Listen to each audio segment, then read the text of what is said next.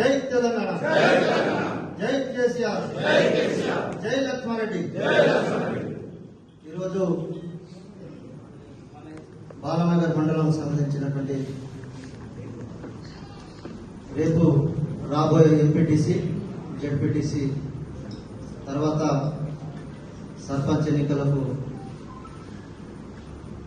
సంబంధించి మీటింగ్ ఏర్పాటు చేసిన సందర్భంగా మన గౌరవ మాజీ మంత్రివర్యులు తెలంగాణ రాష్ట్ర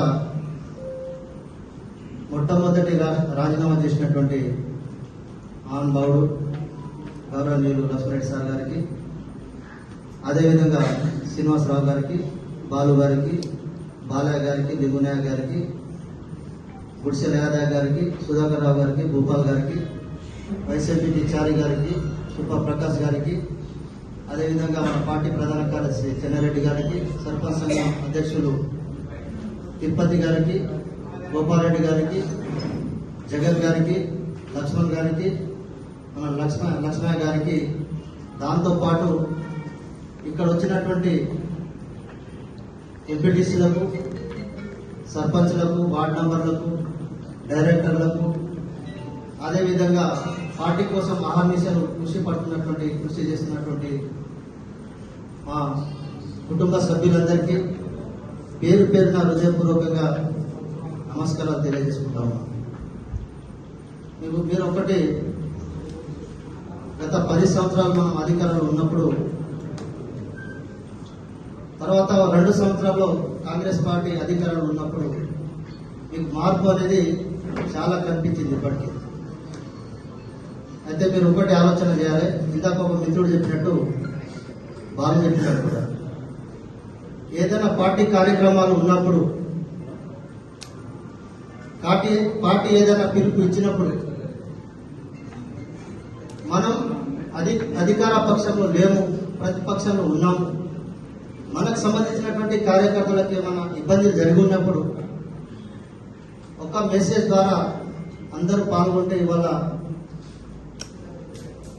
కొంతమంది మన కార్యకర్తల మీద కేసులు కావు, ఇంకా కొంతమంది నాయకుల మీద దౌర్జన్యాలు జరగవు, దాడులు జరగవు.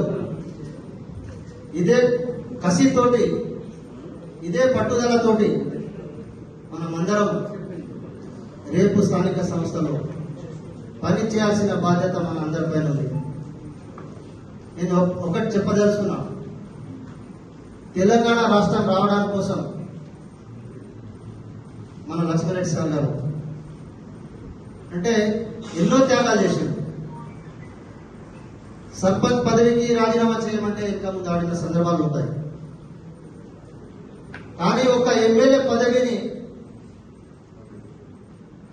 తుంగ పోసలాగా, గడ్డి పోసలాగా, నాకు ఎమ్మెల్యే పదవి ముఖ్యం కాదు, నాకు తెలంగాణ రాష్ట్రమే ముఖ్యం, నా అధినేత కేసీఆర్ గారి మాట నేను శిరస వహించి ఆయన అడుగుజాడలు నడసాలని చెప్పేసి మొట్టమొదటి రాజీనామా చేసినటువంటి గౌరవనీయులు. మరి ఆ రోజు ఆయన రాజీనామా చేసిన సందర్భంగా మనం అందరం ఉద్యమాల్లో పనిచేసినాం. కొందరు తర్వాత వచ్చినటువంటి నాయకులందరూ కలిసి మరి రాష్ట్రాన్ని సాధించుకున్నాం. రాష్ట్రం సాధించుకున్న తర్వాత గౌరవ ముఖ్యమంత్రి కేసీఆర్ గారి నాయకత్వంలో, ఇక్కడ లక్ష్మణరెడ్డి సార్ గారి నాయకత్వంలో మరి మనం ఎక్కడ చూసినా చాలా అభివృద్ధి జరిగింది. కానీ ఇప్పుడున్న ప్రభుత్వము ఒక తట్టెడు మట్టి తీసి పక్కన పోయలేదు. మనం చేసిన పనులకే వాళ్ళు మేము చేసినామని ఇవాళ ప్రచారం చేసుకుంటూ తిరుగుతా ఉన్నాం. కానీ మీరు గమనిస్తలేరు, వాళ్ళ సోషల్ మీడియా చాలా పవర్ఫుల్ గా పనిచేస్తూ ఉంది. వాళ్ళ నాయకులు చాలా పక్కడబందిగా తిరుగుతూ ఉన్నారు. మనం అదే కసితోటి, అదే ఉత్సాహంతో మనమందరం కష్టపడితే రేపు జడ్పీటీసీ మనదే, ఎంపీపీ మనదే, ఎంపీటీసీలు 12 మనవే, 37 సర్పంచ్లు మనవే. కానీ ఇక్కడ ఒక క్వశ్చన్ మార్క్ ఉంది. ఇందాక మిత్రులు చాలా మంది చెప్పారు. ఏం చెప్పారు? ఆశాభావం ఎక్కువ ఉన్నారు. అధికార పార్టీలో ఆశాభావాలు ఉండాలి, కానీ ప్రతిపక్ష పార్టీలో ఆశాభావాలు ఉన్నారంటే కేవలం లక్ష్మారెడ్డి సార్ గారే. అందుకనే మన పార్టీలో ఎవరికి టికెట్ వచ్చినా,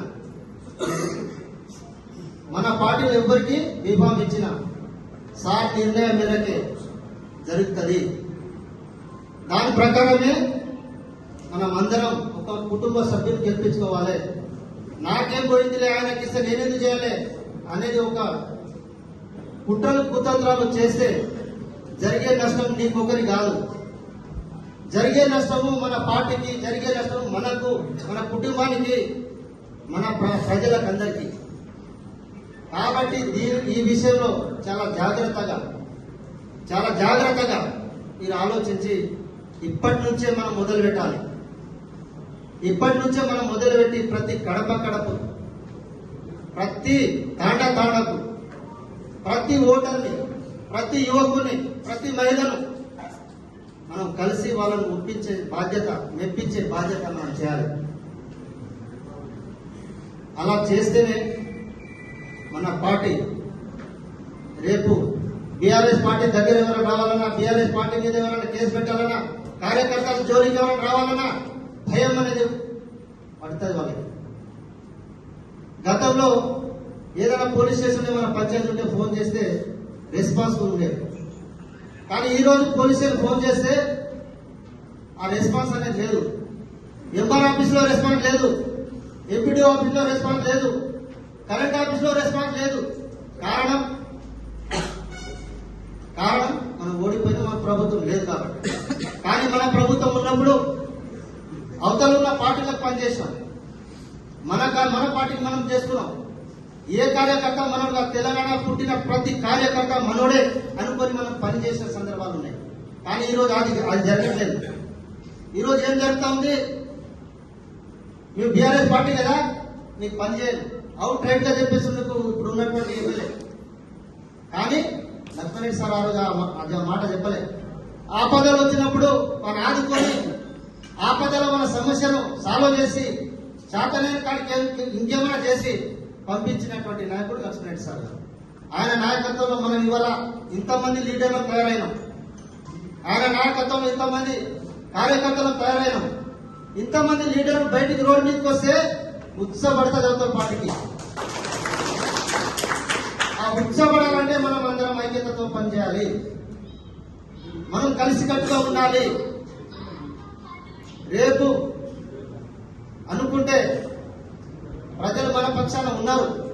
ఓన్లీ యూట్యూబ్ అక్కడక్కడ చూస్తున్నాం, దాన్ని చూసే కాదు, ప్రజలు లోతుగా పోవాల్సిన బాధ్యత మన పైన ఉంది.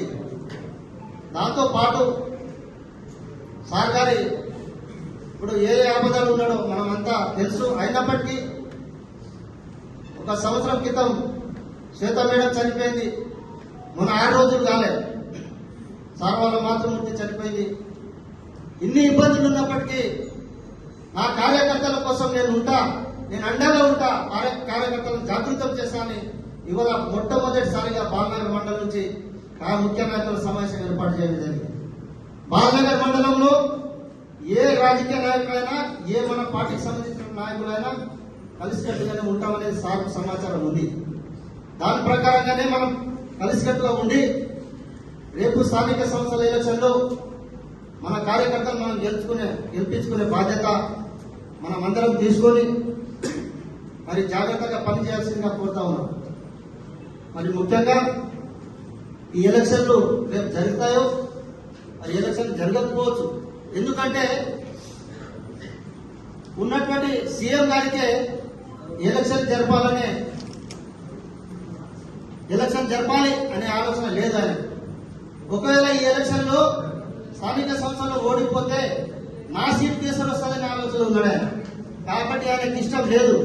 ఏది ఏమైనప్పటికీ జరిగితే సంతోషం.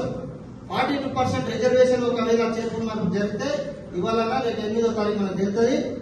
ఆ లోపు ఎవరికి ఎక్కడ రిజర్వేషన్ వచ్చినా, ఎవరికి ఎలాంటి ఏమొచ్చినా మనం అందరం కూర్చొని మళ్ళీ మాట్లాడుకొని మన పార్టీ కార్యకర్తల నాయకులను, సర్పంచులను, ఎంపీటీసీలను సార్ డిసైడ్ చేసిన తర్వాత గెలిపించుకోవాల్సిన బాధ్యత అందరిపైన ఉందని, ఇంత గొప్పగా ఇంతమంది మీరందరూ వచ్చి 1-2 గంటల నుంచి ఓపికతోటి మీరందరూ పిలువగానే ఒక పిలుపుతోటి సార్ మీద అభిమానంతో, పార్టీ మీద అభిమానంతో అందరూ వచ్చి నిశ్శబ్దంగా సార్ చెప్పే మాటలు విని మీరందరూ రేపటి నుంచి ఆ కార్యక్రమంలో మీరందరూ ముందుండాలని కోరుకుంటూ, రేపు రాబోయే తరంలో మీరే భవిష్యత్తు, మీరే నాయకులు. ఇవాళ రాకపోవచ్చు, లేకుంటే ఏదో దాంట్లో ఏదో ఒక రకంగా అకామిడేషన్ సార్ చేశాడు కాబట్టి ఆ నమ్మకం పెట్టుకొని మనం పనిచేయాల్సిన కోరుతూ, గౌరవనీయులు మన